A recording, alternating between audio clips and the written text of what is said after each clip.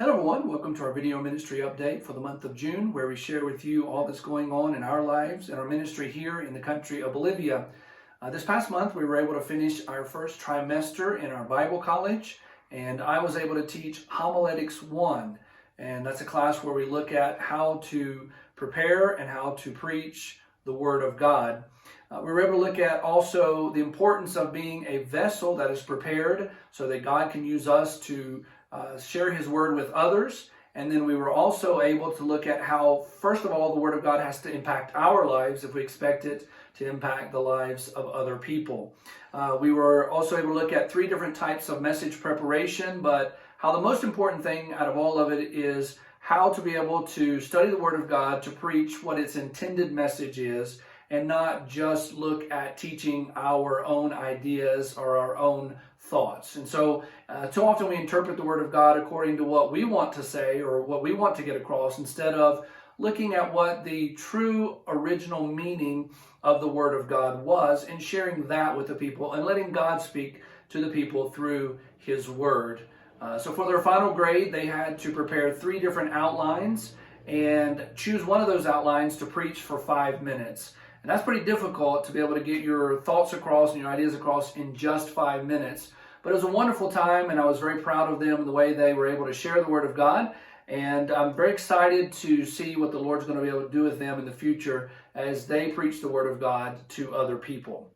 Also this past month, we were able to celebrate Mother's Day here in Bolivia.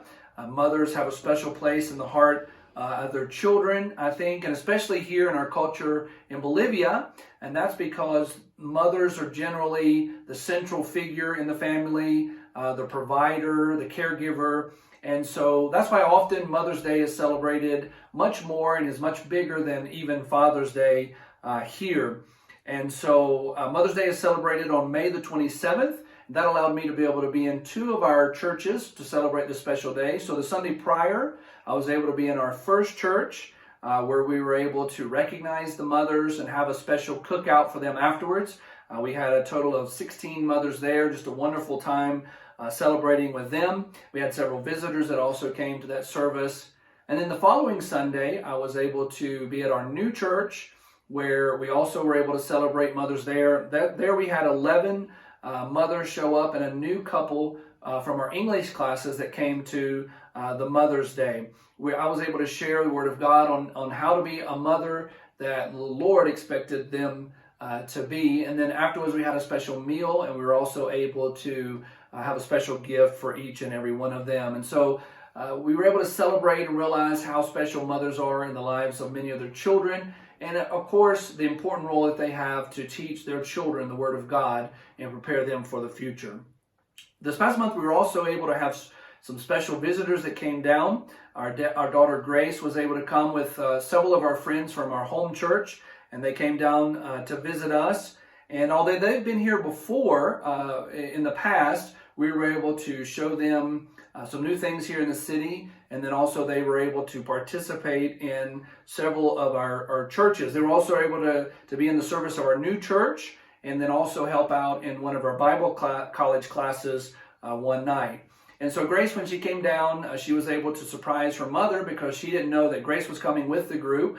And so we were able to hide that and make arrangements for her to be able to come down and visit for a little bit. And she was able to surprise her mother. So that was a very exciting surprise for her. But of course, that time goes by so quickly. They were here for just around a week. And of course, then they headed back and are now back in their own lives and their own responsibilities. But I can say that when we have visitors come and visit with us, they always leave with a greater burden for the mission field, and especially for the work here in Bolivia.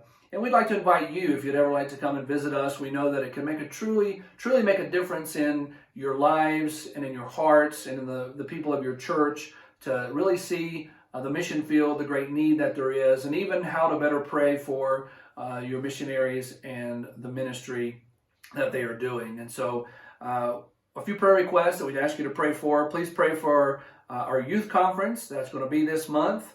Also pray as we start membership classes at our new church.